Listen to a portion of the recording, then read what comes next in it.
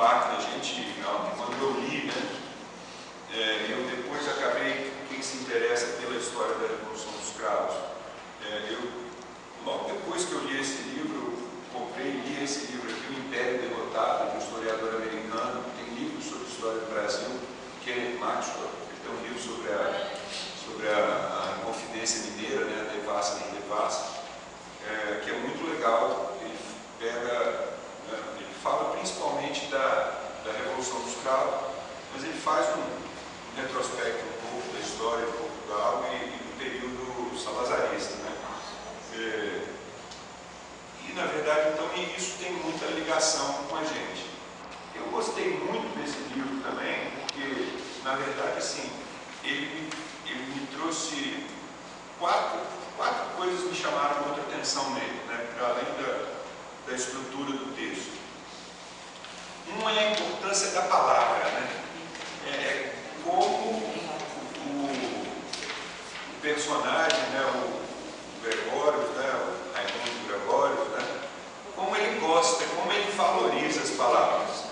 E isso é uma coisa que eu costumo inclusive falar muito para os meus alunos, né, que é a obrigação de um profissional de história ter amor e paixão pelas palavras. A gente tem que ter um respeito muito grande por elas.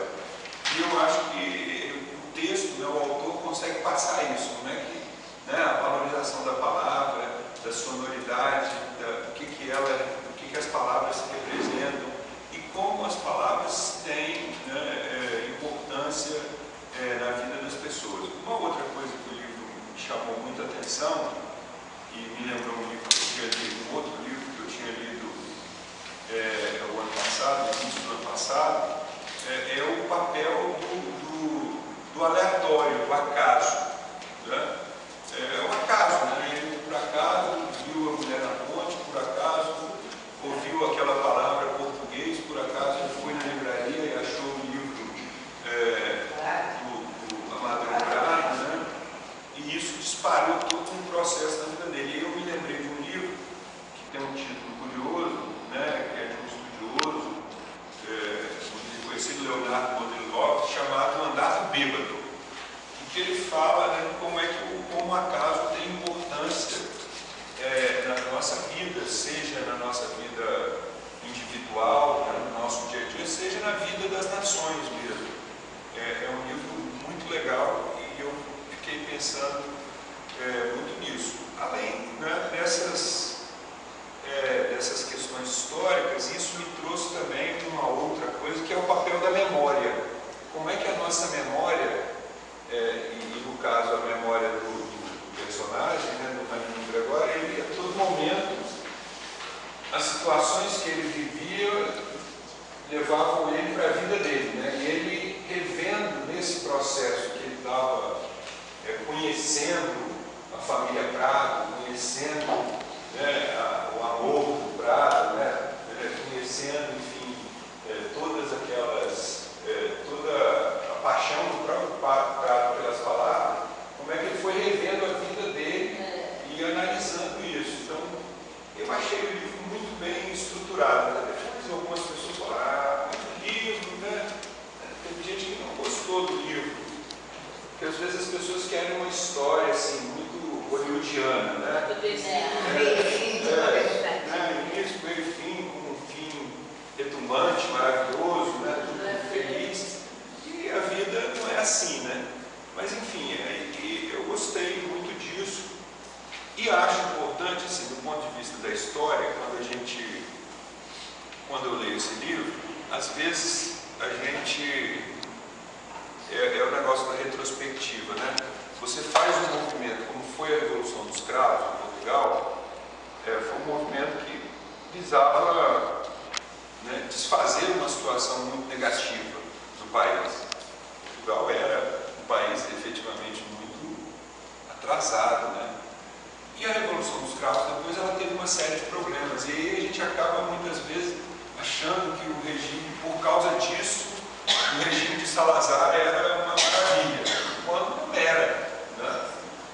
O regime de Salazar, é evidente que eu não quero aqui dizer que um governo só pode ter coisas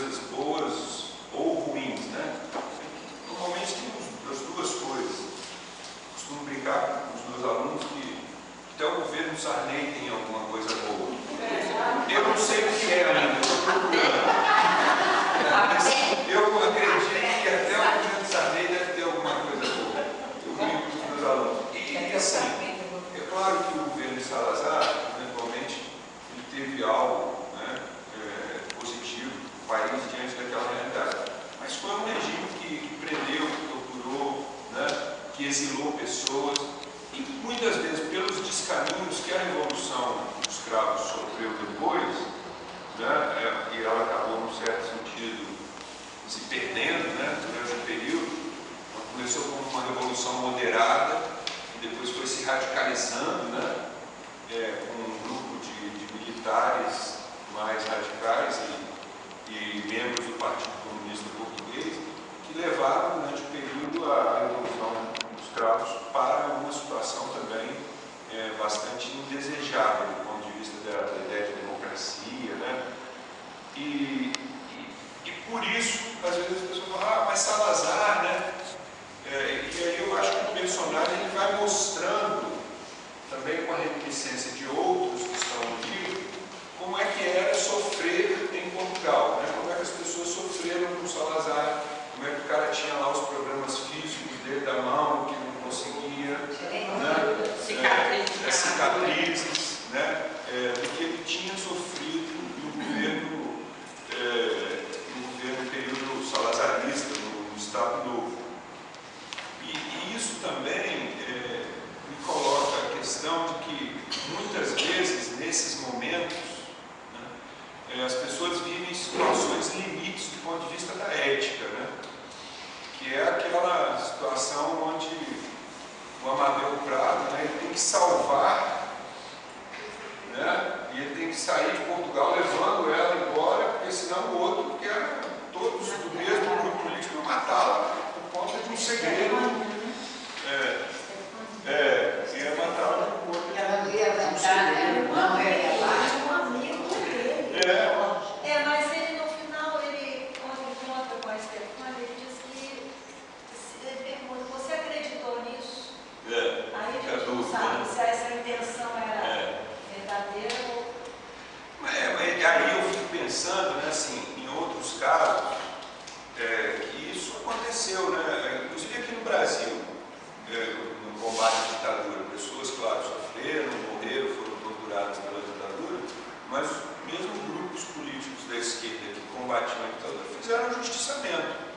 Em casos mais antigos até, e aí tem um caso clássico lá, ligando Luiz Carlos Prestes ao justiciamento Elza. Não, de Elza. Elza era mulher do secretário-geral do Partido Comunista em 1935, quando ele tentou lá em Tentona. E era uma mulher marcial. E eles, desconfiados que ela fosse um agente da polícia, mandaram justiçá-la, matá-la, na verdade. Né? Que é uma de arquivo, né? Então, assim, essas situações limites, né? Que, logicamente, assim, para a gente é sempre mais fácil comentar isso de fora, né? A gente, será que a gente não faria isso, né? Se estivéssemos vivendo aquela situação? Mas, enfim, eu acho que o livro traz essas questões e traz também muitas questões, porque o autor é desse âmbito, né?